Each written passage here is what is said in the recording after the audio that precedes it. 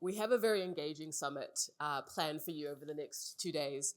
We hope to spotlight new innovations and technologies, strategic approaches to climate action, and dynamic partnerships between researchers, government, and industry. All of these are aimed at reducing the environmental impact of our agricultural systems and enhancing food security. So here's how the summit is structured. Today is day one. We're going to be focusing on knowledge. We'll explore what we know about climate challenges and their impacts on food systems. In day two, we'll move to vision, where we'll start to move from ideas into action, highlighting innovations, applied research, and real-world solutions. Okay, let's dive into the session. But just a reminder that this space is a space for shared learning and collaboration. And we really invite you not just to listen, but to contribute. Contribute your experiences, your questions, and your ideas, because they're all going to be essential to shaping the summit. So we're going to transition into our keynote presentation. It is my absolute pleasure to introduce a friend and colleague, Dr. Tammara Soma. Tammara is director and co-founder of the Food Systems Lab and associate professor at Simon Fraser University's School of Resource and Environmental Management. Dr. Soma is a leading voice in food systems planning with research spanning food loss and waste, food security, indigenous food sovereignty, and the circular food economy. Her work has been featured in outlets like The Guardian, BBC, and CBC, and she co-directed the CBC documentary, Food is My Teacher. She served on expert panels for the United Nations, the US National Academies of Science, and the Canadian Council of Canadian Academies, and has contributed to major reports on resilient food systems and food waste. I'm very excited for today. She's going to be speaking on the future of resiliency is equitable, why smart strategies and love are critical for a climate resilient food system. Please join me in welcoming Dr. Soma. Great. I'm trying not to be too emotional because that was an emotional moment. And my heart is so full, and our little ones live in a beautiful world that all of us in this room can contribute towards together. So greetings of peace, greetings of love to all my relations, and thank you so much to all of the sponsors and organizers for having me here today. Let's go to the first slide. And good morning to all of the Cultivating Resilience attendees. Yay! Thank you so much for coming here today. Woo! Okay. And I hope you're ready today for a roller coaster ride, because I'm going to take you up and down on a journey. And I was asked to set the tone. Maybe a roller coaster is not the best tone to start in the morning. But, you know, I must admit, I will say that after seeing all of the amazing keynote-worthy speakers in the room, in attendance, and on the website, as the biggest introvert, for real, this is all an illusion.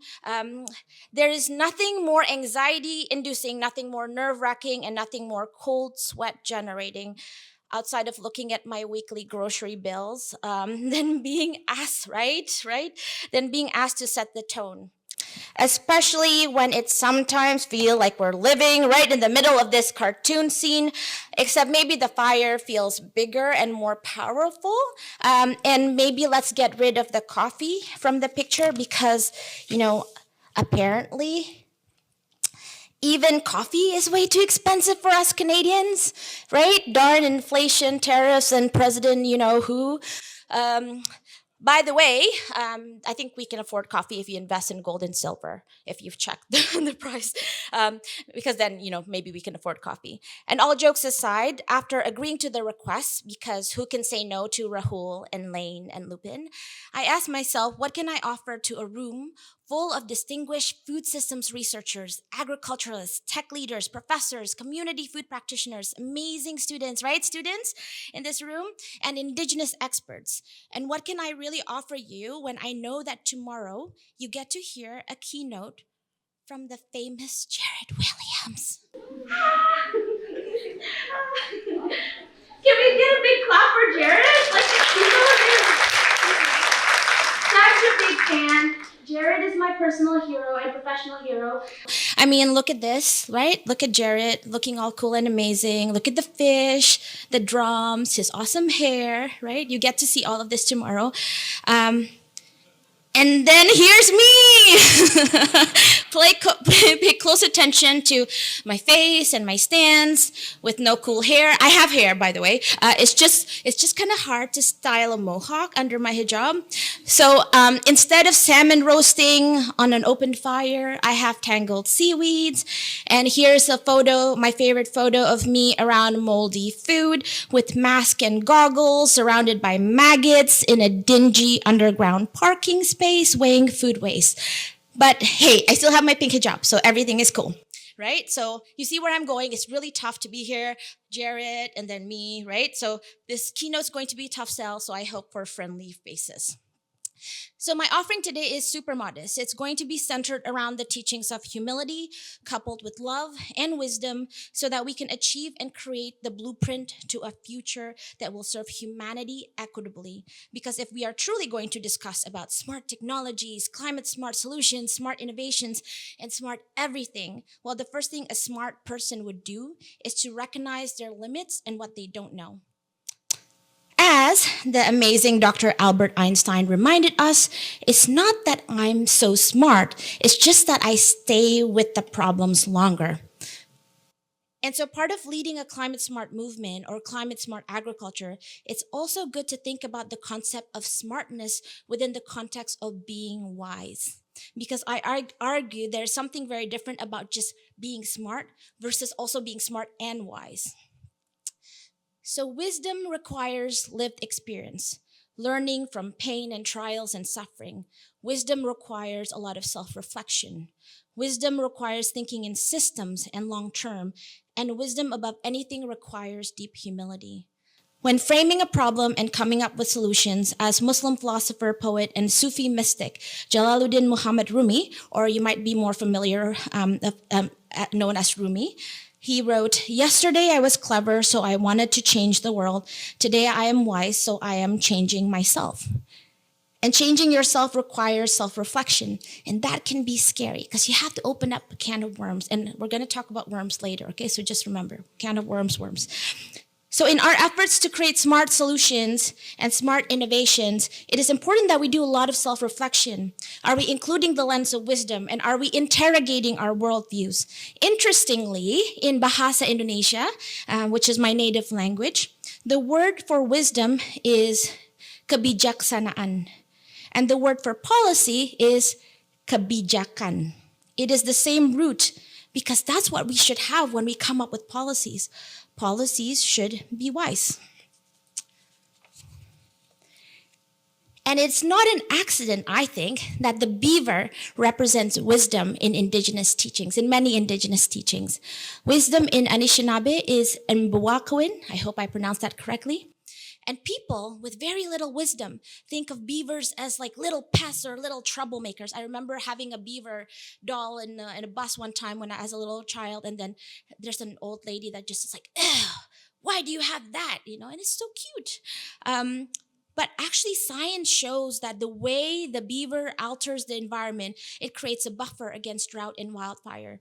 The habitats they create invite songbirds and increases biodiversity. They use their gift to create something that not only benefits them, but also creates long-term benefits for others. And those who observe this animal and stay longer with the so-called problem, as Dr. Einstein would say, will realize that this little creature is a climate hero instead of a pest to be eliminated. And talking about pests to be eliminated, maybe I'm a bit jaded from watching too many Black Mirror episodes on Netflix. I don't know how many of you watch Black Mirror. Okay, you don't have to answer. It's televised, so. But I've been hearing through the grapevines that one day humans might be considered useless or a pest by a super intelligence. And yes, I'm talking about AI. Now, many smart people work to create AI, which even after you factor in the constant hallucination and the threat of blackmail and assimilation testing and the fact that AI made up a citation for a work I've never done, like I did not publish that work, and change my co-author's name from Belinda to Bebe. I wonder if there are many wise people working on AI. I know several wise people and several wise researchers working on AI, but are they at the top of the AI power ladder and decision-making processes? And will AI ever integrate wisdom as one of its metrics? Well, let's see what the founders say. Professor Geoffrey Hinton at the University of Toronto, my alma mater, who also worked for Google and was awarded the Nobel Prize for his work on AI and considered the godfather and pioneer of AI, has reflected on the wisdom of him partaking in the process. He is now cautioning the potential existential threat that AI may pose to humanity, saying that more people should train to be a plumber. And plumb whose house and plumb what building if we don't even have money to pay for a plumber? So for those of us working on AI research, how can technology, especially as it is now being called to be used and integrated for food production, be used with wisdom?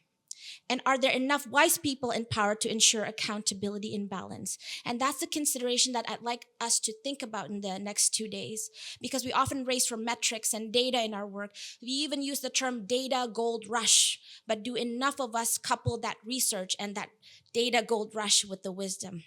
How will it be used? Who is it benefiting?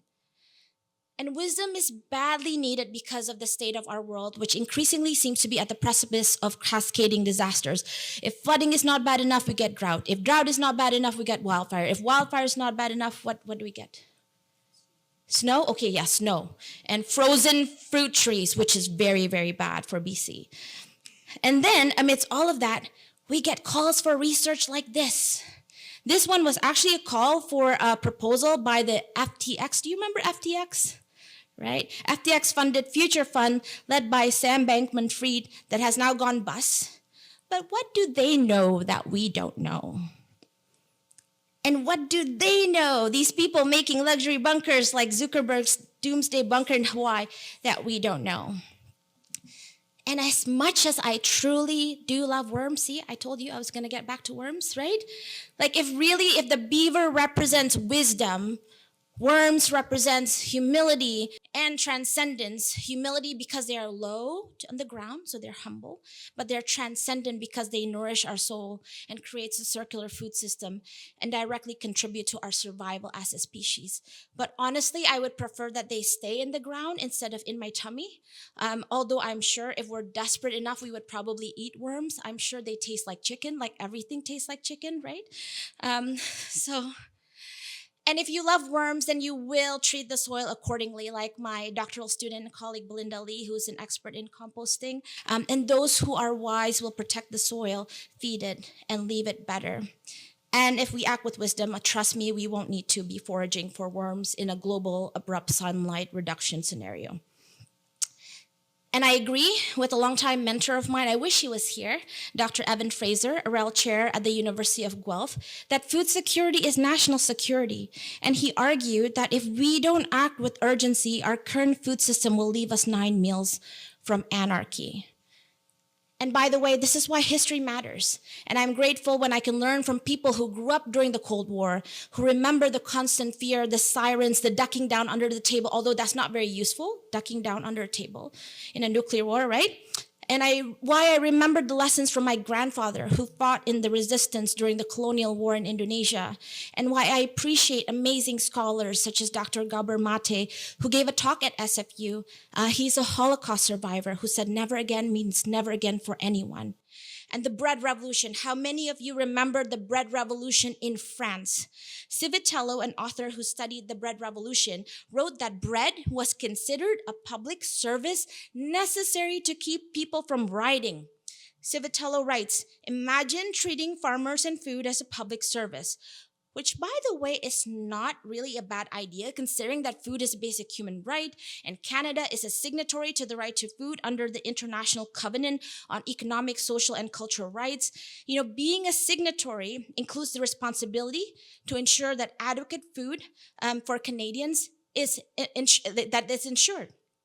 So if this was the case, suddenly the idea of a public grocer for basic items to complement other grocers doesn't seem so novel or weird after all.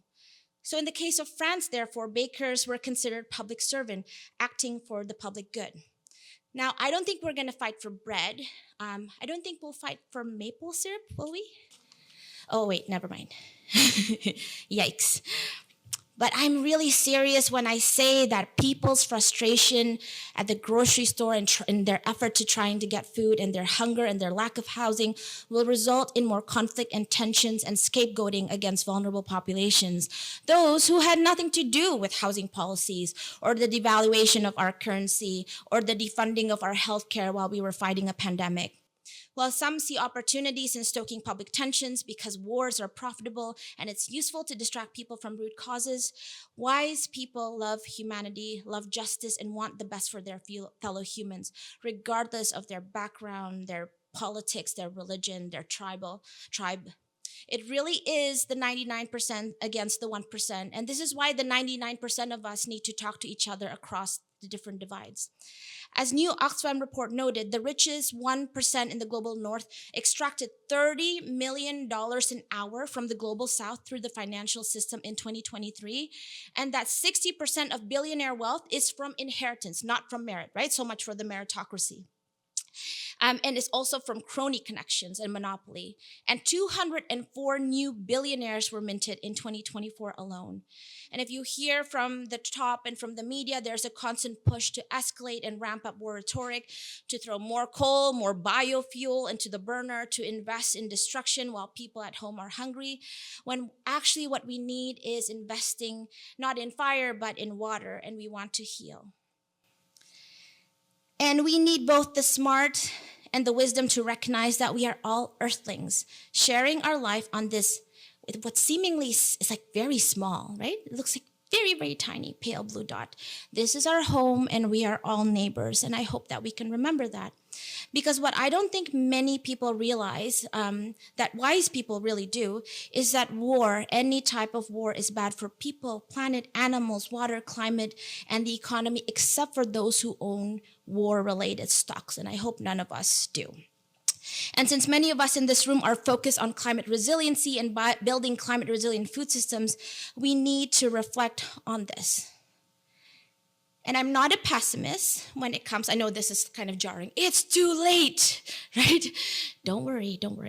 I'm not a pessimist when it comes to the climate crisis and achieving climate resiliency. I know Dr. David Suzuki says it's too late and that we've already passed 7 planetary boundaries, and he also did say that, it's useless to expect politicians to do the right thing. But he did say that he still has hope for local community actions.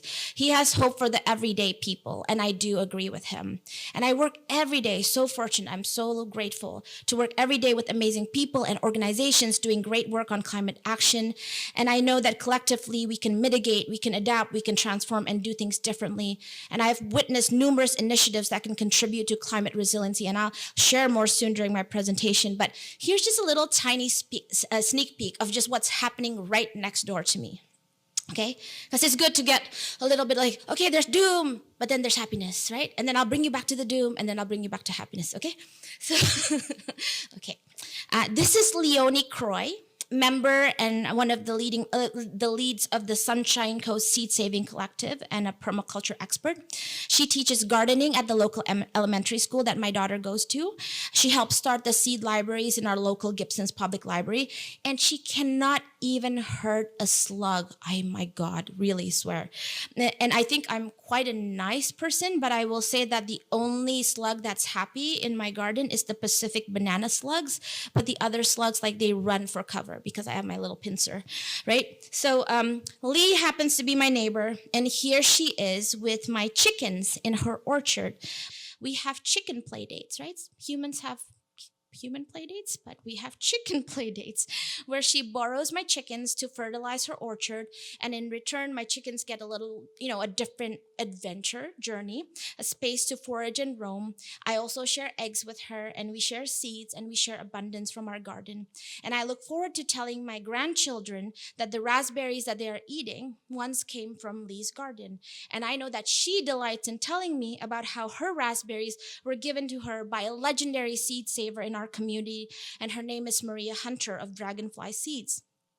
When was the last time, think about it, when was the last time you were able to tell stories about your food?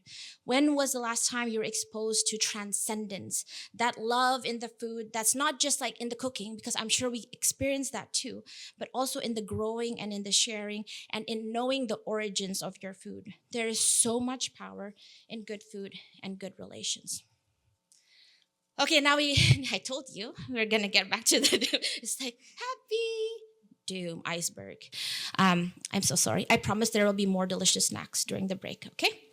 So let's talk about climate anxiety, because people have told me, different students at universities have told me that their worries about climate change keeps them in a state of fear, almost paralysis, and even trauma. I have heard some of them say, Dr. T, what's the point of even having a relationship? What's the point of even having children when we are doomed? That in addition to climate change, they're also worried about corporate concentration, factory farms, loss of biodiversity, the commodification of everything, including food and housing, and also the commodification of labor. They worry about not having a future. I share their worries about all of those issues, but what truly keeps me up at night, in light of everything that's happening, is this. Because we can challenge corporate concentration, we can create diversified businesses and invest in local food infrastructure that benefits communities. We can create a resurgence in biodiversity. I've seen that in so many different food forest initiatives, indigenous clam garden restoration. But I don't think a lot of people realize how serious things are right now with the doomsday clock being 90 seconds from midnight. As Mark Linus, author of 6 Minutes to Winter, Nuclear War and How to Avoid It, published by Bloomsbury, wrote, there's no adaptation options for nuclear war. Nuclear winter will kill virtually the entire human population, and there's nothing you can do to prepare, and there's nothing you can do to adapt when it happens, because it happens over the space of hours. It's vastly more catastrophic existential risk than climate change. So beyond immediate death and destruction, we're also talking about radiation, not just for people, but also in our soil, our air, and everything for many decades to come. And who, out of all of the smart, scientific-minded people, thought that investing in creating nuclear weapons that can annihilate our entire humanity in hours was a wise idea? But see, wisdom is clearly missing in a lot of different initiatives, especially when some of the most powerful countries have thousands of nuclear warheads. According to the study published in Science, even a limited regional nuclear war can result in particulates that scientists in their modeling have estimated would lead to decades of famine, 75% reduction in population, and 90% reduction in caloric production. And I wrote about this issue with one of my students, Kevin Mars at SFU, in an op-ed. And there are a lot of things that we can prepare for, but this is not 1945. The climate, biodiversity, ecosystem, health costs, and long-term human costs of toxic radiation and amidst nuclear brinkmanship is troubling. So in 2018, when I raised my concern, people would say that I was being silly. But then 2020 happened, and then you had the tensions between NATO and Russia. And if you look at the chess pieces and from a macro level, you see that the pieces are moving towards more and more conflict. And so I see it as my duty and our duty as food scholars and as agriculturalists and others who care about food and our future, to also support peace efforts and anti-war efforts, such as international campaign to abolish nuclear weapons. But alas, war is extremely profitable for corporations and lobbyists. A lot of companies profit from war, and war spending operates based on debt. So the interest payment gets pushed on all of us, all of you as taxpayers. For example, Brown University's The Cost of War project found that the wars in Afghanistan and Iraq, for example, have resulted in over $1 trillion of interest, which, by the way, will keep increasing as it grows. That's how, by the way, compound interest work. And the public pays for this, not corporations. So if the government is too busy using our taxes to pay interest for wars, how can we invest in research development in our food system, in our farmers, and the nature, for all of the good things that we would like to do? And also, according to Brown University, war is the single largest consumer of oil and the world's top GHG emitter. Armed conflicts contribute significantly to global GHG emissions, yet these emissions remain largely unaccounted for and even not considered in sometimes like our effort to work on different food resiliency initiatives. And I will argue there is no amount of tank electrification that is going to make wars less deadly and less polluting. And Brown also found that investing in wars mean contributing to climate change as jets and military vehicles consume fossil fuels at an extremely high rate. Some of you may be familiar with the movie Oppenheimer and with the Manhattan Project. And the Manhattan Project, if you think about it, was actually a research and development program that succeeded in catalyzing one of the most violent and destructive innovation. The project hired about 130,000 very smart people. Scientists with technical prowess came together with a vision and a blueprint. Canadian scientists were also involved. But if you watch the movie and you remember what Oppenheimer said, right, as he watched the tests, he said, quote, "Now I am become death, the destroyer of worlds." And I hope that none of us will ever be in that position where we think of ourselves and our contribution as death and destruction. And unlike volcanoes, which in Indonesia, we are the ring of fire. We are surrounded by volcanoes. I was like, how did we have 300 million people there? Anyway, the reason why we have almost 300 million people there is because the volcanoes, they do destroy, but then it nourishes the earth with minerals, with volcanic ash, and makes the soil more nutritious for agriculture. This is why Indonesia is actually a powerhouse. But our bombs and our mines and our chemical agents kill and poison lives, waterways, and land for future generations. So even when the war is technically over, it's still impacting us negatively. And the worldview that allows something like this to happen is the complete opposite of the 7-generation principles, which I value and I cherish. But what if we made better choices? Is Perkins and Wills in the room? Not yet, maybe tomorrow? Okay, but what if we made better choices? We become more wise, we become life givers, healers. And what if we brought hundreds of thousands of the top food scientists, experts, and community practitioners together and instead create a new vision and a new blueprint for our communities, our cities that sees food as medicine? So for the Manhattan Project, it was $2 billion investment, which today's rate is $28 billion in value. Imagine what $2 billion, which Bezos and Zuckerberg can give and still remain billionaires, can do for the food system. But also imagine the everyday things we can do as a collective human family if we pull our talents, energy, and resources together to create beauty. And I think as a planner, as a food system planner, I think this image by Perkins and Will Architect is really lovely. This is called the Agrihood. And I think this conference today can be the catalyst to a new collective endeavor by scientists, by community leaders, by students who are moved, in your heart and your brain by something more than just profits, and who are moved by wisdom. And then maybe years from now, the people in this room will be remembered as those wise people who led a transformation in the food system and made humanity and our world more resilient. And after all of that talk of wars, I wish I can just bring you out and smell the flowers, but it's kind of cold and rainy, and we can't do that anyway. The organizers would not be very happy with me.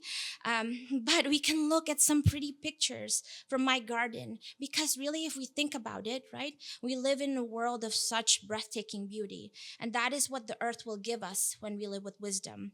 And gardening, if you haven't tried, but I hope you do, it's not only good for your soul, it's also good for your cardio. That's why I'm so fit, right?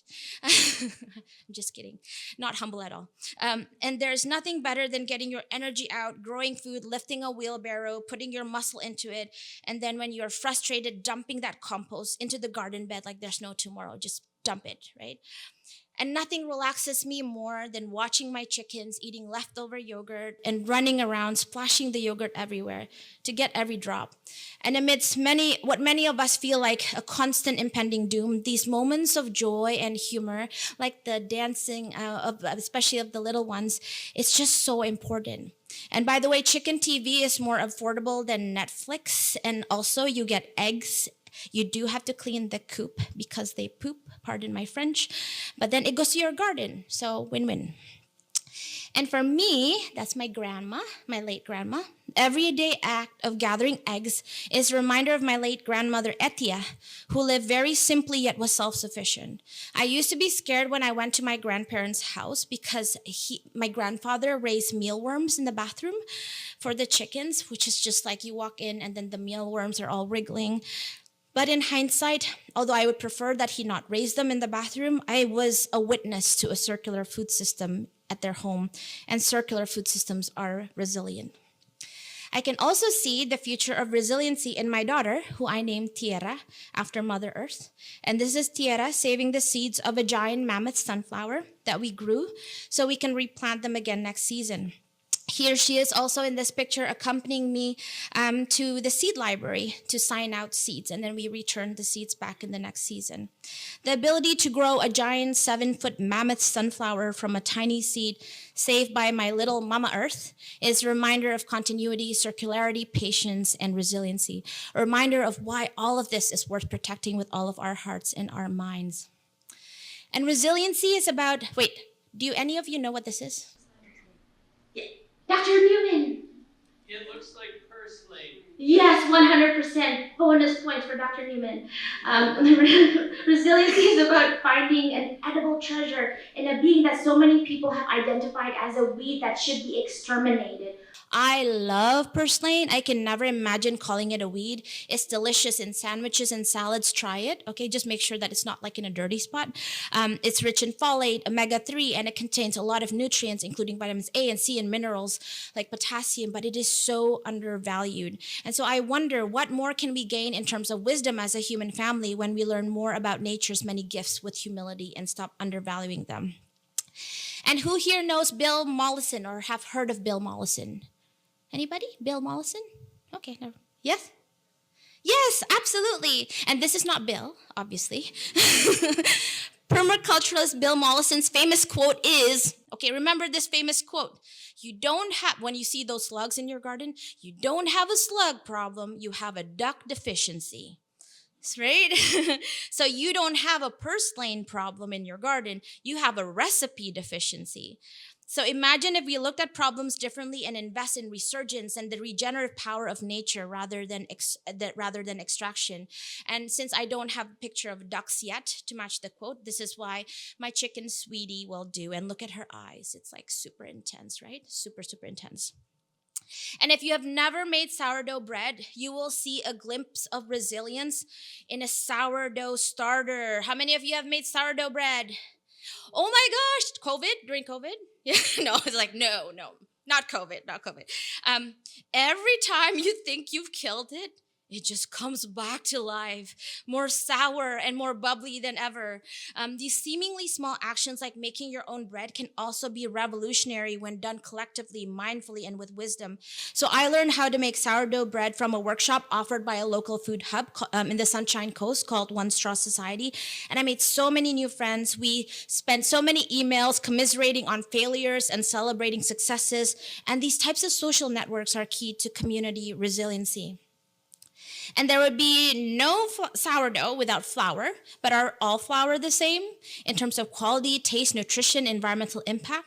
So have you heard of a flour CSA, Flour Community Supported Agri? Yay! You're proud of it? Yes, awesome. Okay, so Linda is my student also and my colleague. So this year I signed up for a flour CSA from Cedar Isle Farm Organics. They grow grains here in Agassi, BC, and they sell barley, oats, rye, and including wheat berries, so you can grind it yourself if you want to.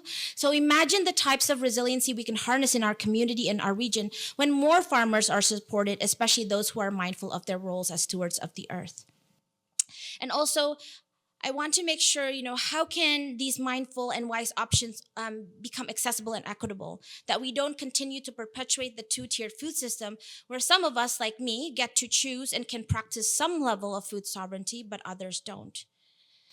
And while many feel that our economic system is too huge and it will never be addressed, all of these inequities will never be addressed and we can't really do anything about it, alternative viewpoints and economic systems do exist. We should tell ourselves and each other that we don't have to be stuck in a system that is designed to indebt, enslave, hoard, and extract without giving anything in return. A system that is not reciprocal and a system that is not based on wisdom. So at the Food Systems Lab, which I co-founded with Belinda Lee, who is in this room today, we have been very busy working on various projects in Canada and internationally. And here are photos from our school food project. A shout out to Claudia Paez, who is in the room. Yes, Claudia.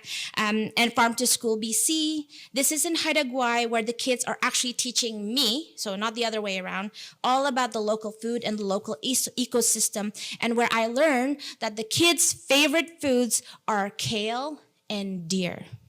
Not McDonald's, not pizza, but kale and deer, right? They apply novel technologies married with traditional indigenous knowledge. We also work with small businesses in the Lower Mainland as they try to maintain their sustainability practices amidst COVID. Some of them even found new opportunities to be even more sustainable and improve accessibility during COVID. And this is a reminder why the small business ecosystem should be supported, because they create that beautiful diversity of options. We also did a citizen scientist-led photo voice and community food asset mapping study in 3 communities in BC, focusing on identifying undervalued community food assets, listening to community stories, and supporting the investment and protection of these spaces. And we work with also Dr. Love Esse. We examined the role of bioplastics in food packaging in Brazil, Canada, and in Poland using gamification and social innovation, helping stakeholders across the supply chain realize the gaps and issues that were previously hidden. And the best thing about interdisciplinary studies and taking a systems approach is to realize that all of the disciplines bring something valuable. We do a better job understanding feedback loops, externalities, and surface these issues to improve interventions when we choose to solve a problem. We also completed a study on the societal implications of digital agriculture and even exploring the theme of food in outer space. That's me when I will be inducted as the first space food system planner, right? And shout out to Dr. Lenore Newman, who wrote a book with Dr. Evan Fraser, Dinner on Mars. Check that out. And we also taught a climate resilient food systems course, which was so awesome. It was so transformative with our colleagues at Aga Khan University in Tanzania, where we are also doing a joint research funded by SHRC on land-based learning and climate resiliency. And all of the work that we do are centered around the worldview that food is medicine and the teachings of all my relations. And we seek through our work to achieve food justice, because without justice, there would be no peace. And the values like food is medicine are time and tested values and wisdom that exists in so many parts of the world universally, in so many spiritual teachings, even in scriptures like this one in the Quran, in diverse faith traditions. But for many people, it has either been forgotten or suppressed, like during residential schools. And I hope that this talk will help us collectively remember the teachings and remember that our purpose was never to harm. And as Indigenous authors Clarkson, Morissette, and Regalet argue, when we begin to separate ourselves from that which sustains us, we immediately open up the possibility of losing understanding of our responsibility and our kinship to the earth. And it's clear that we have not been treating the earth and each other as kin.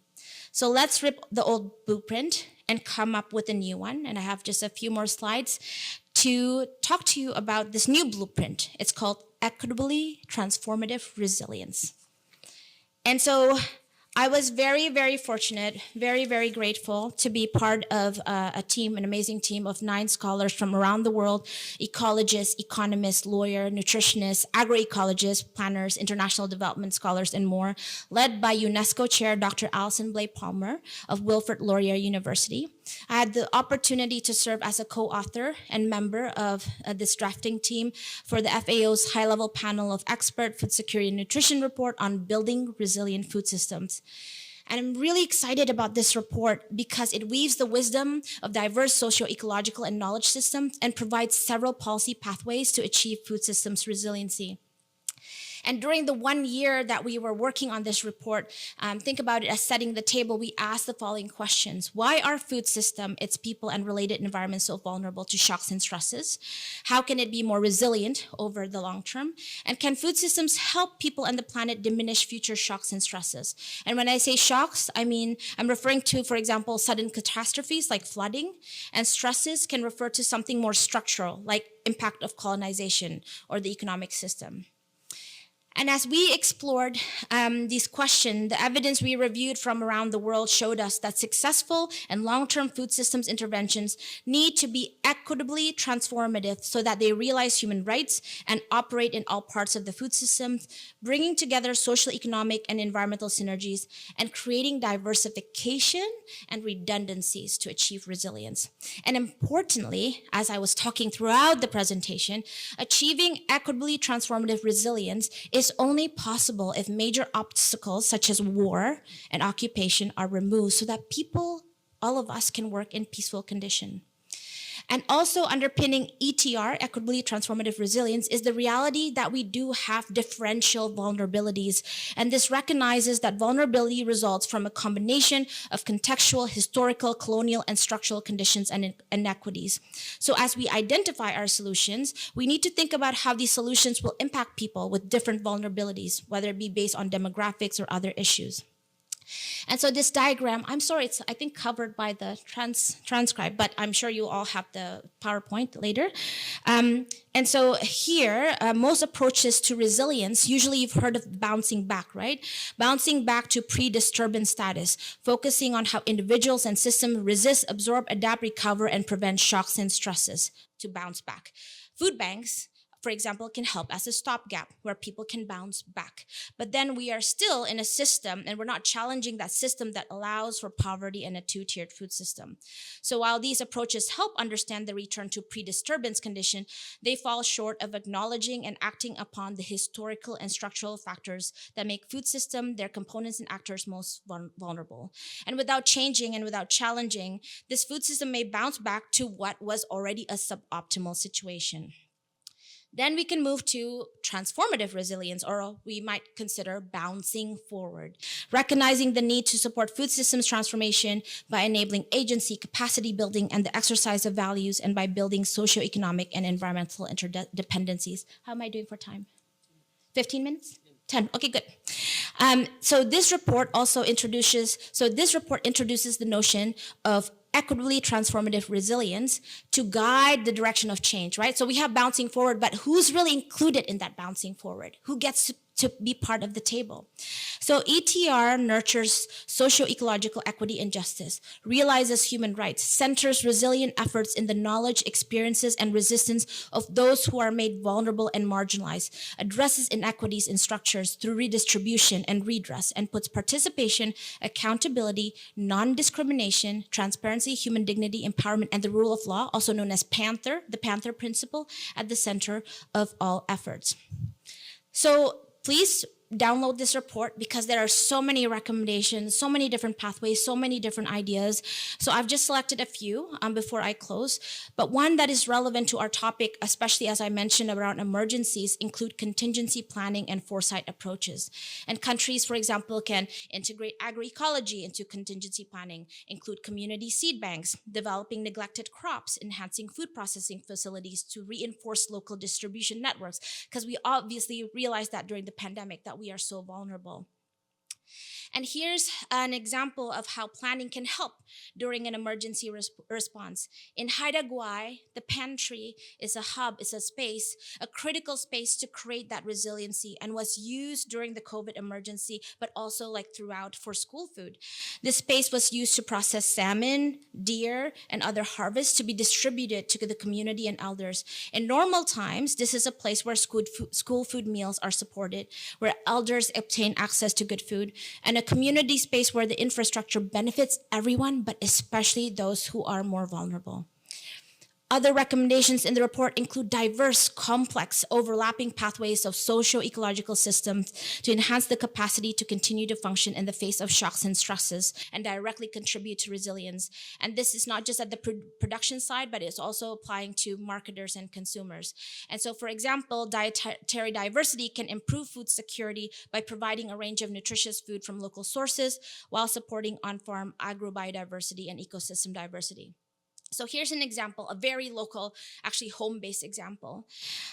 Increasing dietary diversity and resiliency can be accomplished through something like creating guilds. I don't know if you're familiar with the term of guilds. It's a term often used in permaculture, but you can also call it intercropping or companion planting.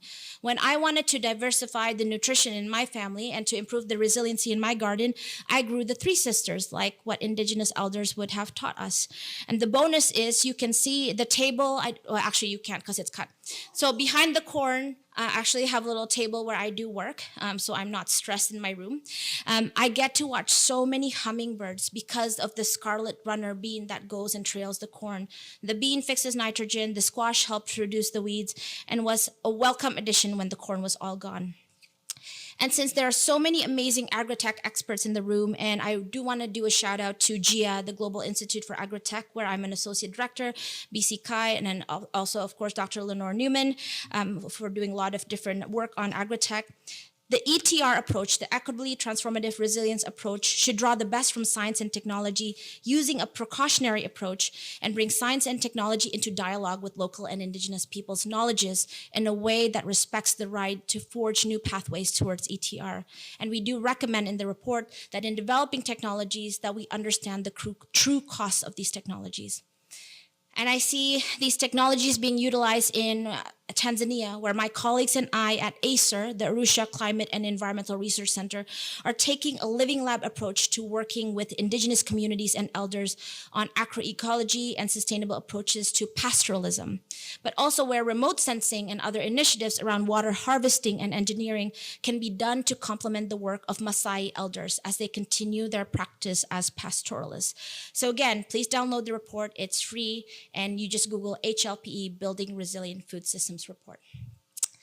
And finally, oh my goodness, finally, to conclude, I just want to end with a Buddhist meditation from one of our citizen scientists, Sue Meilang from Vancouver, a reminder of our capacity for oneness and how we are all connected. In Islam, it's called Tawheed. In indigenous teaching, it's called All My Relations. And Bob Marley, my favorite musician, calls it One Love. And as she wrote, the thing is, it's one, you know. Everything in the end connects into one. There's no compartment. It's all connected. It should be. Everybody's life should be that way. That's how we should meditate. It's not only about food that I'm talking about. And so thank you so much for listening for 1 hour. I really appreciate it. And here's my email and our website. Thank you so much. Greetings of peace.